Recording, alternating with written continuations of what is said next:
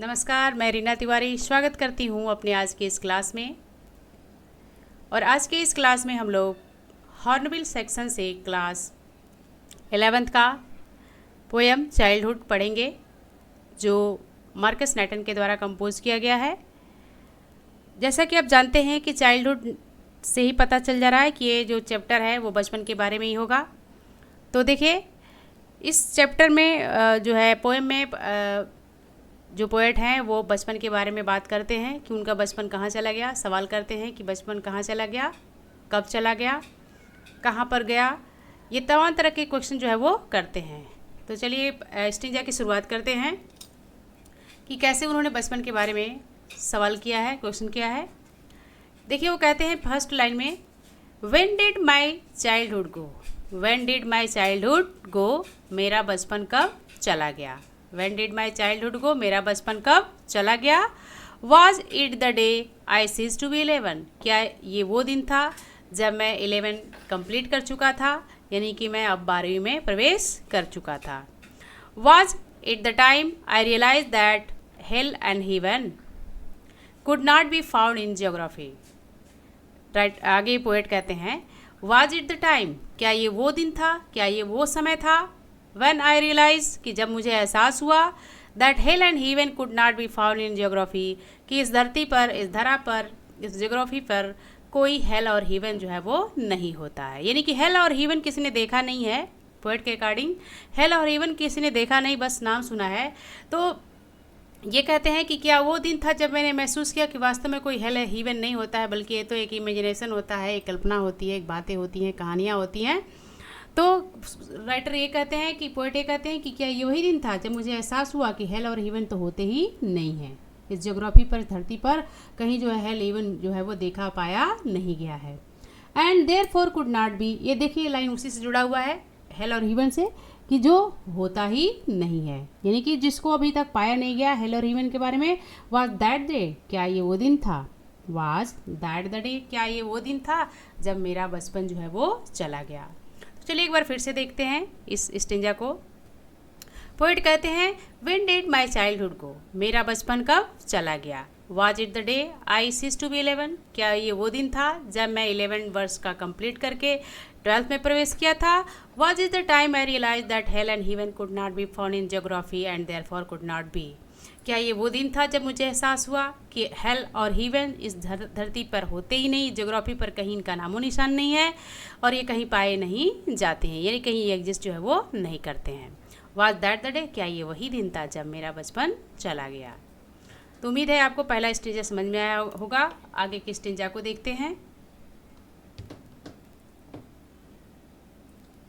तो देखिए stanza second में उन्होंने क्या कहा कि कहाँ उनका बचपन चला गया। देखिए क्वेश्चन करते हुए बताते हैं, when did my childhood go. Same line repeat किया गया है सेकंड स्टेंजा में भी कि हमारा बचपन कहाँ चला गया, मेरा बचपन कहाँ चला गया, कब चला गया।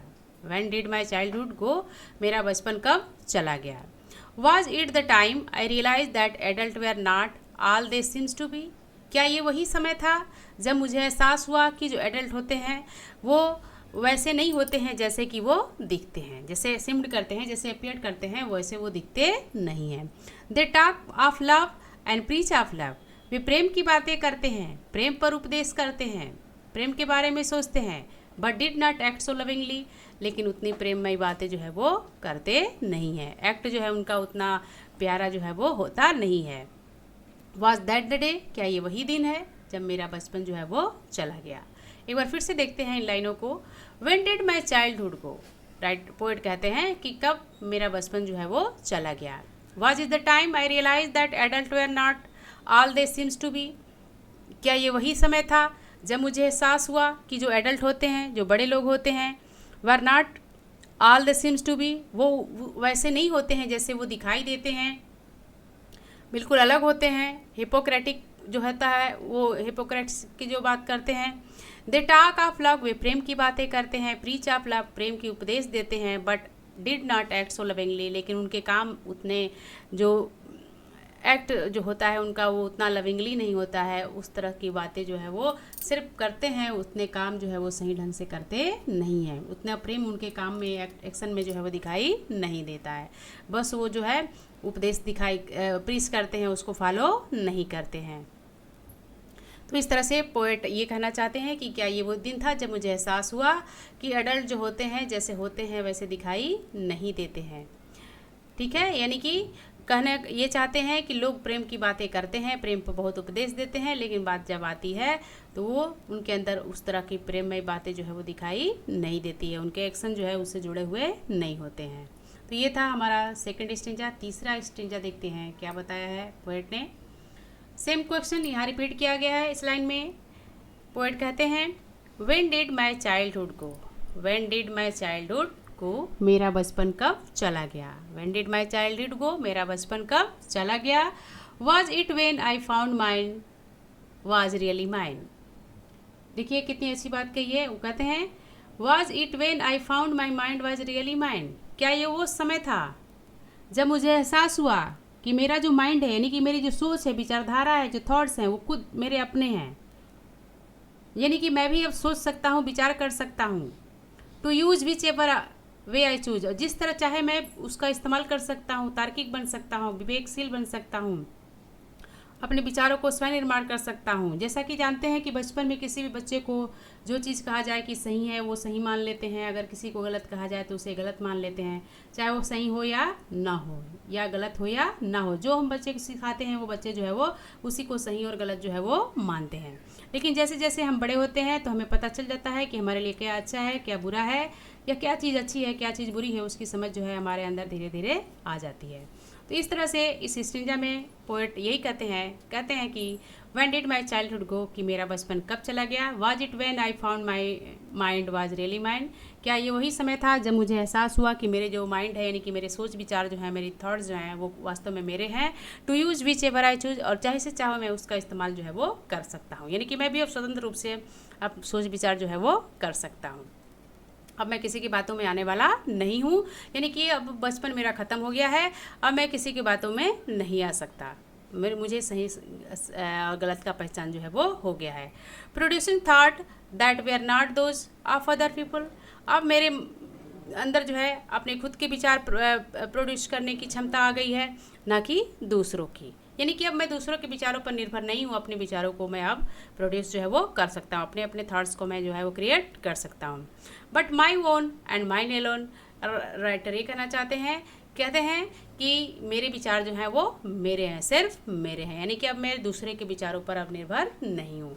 वाज दैट द डे, क्या ये वही दिन था जब मुझे ऐसा एहसास हुआ। पोएट ये कहते हैं कि क्या ये वही दिन था, वाज दैट द डे, क्या ये वही दिन था जब मुझे ऐसा एहसास हुआ कि मेरे जो थॉट है वो मेरे हैं, मेरा माइंड जो है वो रियली मेरा है। तो देखिए एक बार फिर से रिपीट करते हैं इस लाइन को।